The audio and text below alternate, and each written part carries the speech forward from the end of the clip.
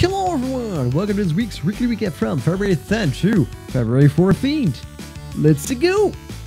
And starting as always on the Wednesdays, continue our Star Wars Knights of the Old Republic's playthrough. We pretty much started off at the Outcast Village where we started off, or better said, ended off last time. We pretty much cleared it off, did a little side quest, cured the people and whatever whatnot, and then we headed into the sewers. We worked through there, and we find the friend of mission, aka the Wookiee Zoldar. After freeing him, we clear further, we run past his rancor, we tried to beat it, but we failed hardcore, and we head into the Black Vulcar base. After clearing the base, which was a little bit of trouble, but we worked through it without anyways, and we got the prototype part back for the hidden backs. Of course, we instantly head back to the hidden backs, we give it back, and we actually enter the swoop race. We win both rounds without a problem, and we're through Bastilla. After finishing the arena's optional quest, since we had 2 more people to fight off, we go to the Kenra's main quest. We start a little bit because he wanted the Civ launching codes, and we get T3 and 4 in our party, and that's where we ended off on the Wednesdays. And coming down to our Thursdays, once again, continuing where we left off yesterday, we finished the oldest side quest that we can do on Terrace, because at this point, anything we don't do, well, we won't be able to do it later because the reason of Terrace being exploded. Anyways, we break into the Civ base for the launch codes, and after giving those to Kenris, we head to Davik's base. We cleared through, and we beat both Davik and Kalo, which was the bounty hunter that you might have seen earlier in the game, and then we escaped with his ship, the Emin Hawk. Followed by that, as I said, Terrace was destroyed by the Sith, and we head to Dantooine to start our possible Jedi training. So we start our training, and we find this Juhani at one point, and we redeem her and not killing her, and send her back to the Jedis. After solving a little invest mission about who murdered who, we find our crystal caves and grab all the possible crystals that we can get. After passing all the 3 tests, we are now officially a Jedi. And as what happens on Thursdays and Fridays, we are sent to the ruins after a little vision of me and Bastilla having a shared vision to a specific little cave. While in the meantime of this meeting, we get interrupted by the Matales, and we want to do another quest, so we do that first, and we free the Matales' son Shen from the Sandrels, who is also in the meantime in love with the Rahaja, the daughter of the Sandrels. After this whole thing, we persuade the parents of both to stop killing each other and let our children live happily together by building them a house. So after that, we head to the ruins, and we complete the 2 tests, which was not really that big of a deal, and we reach our first Starfox map.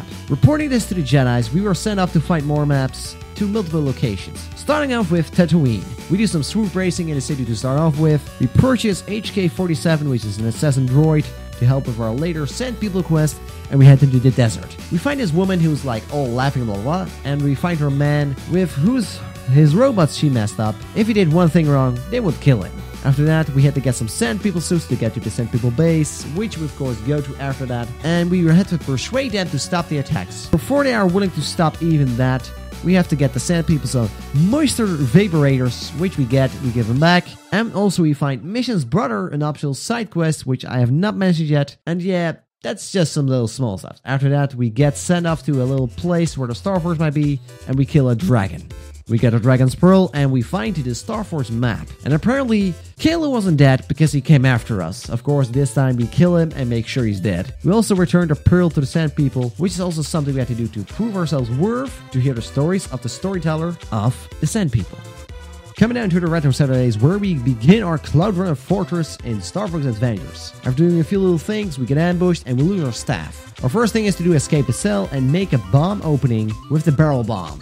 Followed by that, we learn a new skill by Slippy, and she gives us the disguise. This will allow us to disguise ourselves as one of the enemies, and we get our staff back. Followed by that, we have to get 3 crystals to charge this machine to allow the wind things to work again. After that, once again, we free the queen, and after that, she asked us to find her 4 children. We had a really hard time with this little part specifically. After we do that, the underground opens, we head in, and we find scales. We have to do a little, once again, the bike segment like as the other times, and we have to get the Spellstone back. It wasn't that hard, we got it in 2 or 3 tries, and we head to the Ocean Force Point Temple, we get this crystal from a weird looking dino, and we work our way to some puzzles. After arriving at the temple, we put the Spellstone back, and we try to leave Cape Claw, which resulted in us being kidnapped by the friends of the earlier dino, claiming we stole his diamond. Whatever, man. Completing the puzzle, we do the tests to prove ourselves worthy of being one of their tribes, and we find the Krazoa Temple under a town. We tried to do the Krazoa test, but holy shit, I hate that one. Nonetheless, we are leaving this one for next week.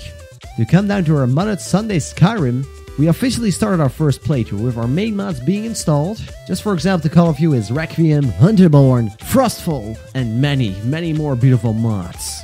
As we start through our first playthrough, we had a lot. And I mean a lot of problems. Requiem really makes the game a lot, and I mean a lot harder. The leveling is also a whole bunch slower, and you have to do a lot of preparing before even fighting things. For example, I had this bandit. One freaking bandit. I couldn't even kill him because he would just one-shot me. But hey, hard is fun. Of course, as always, you can find a list of mods in the description down below. If you would like to suggest a mod, feel free to do so in the comment section down below. I think we're gonna have a fun time playing through the game, especially when it is as hard as this. And as always, I would like to thank you guys for watching this week's Weekly Recap. If you liked the video, feel free to give me a thumbs up. Would you like to see more, or would you want to see more? Hit up that subscribe button. Would you like to see me live sometimes? Hit up the Twitch thing and follow my channel to get a notification when I go live. And of course, you can always see last week's recap by clicking the video down below. Thank you guys for watching, and as always, this is Ratkanos, and I'm out. I'll see you guys in next week's recap.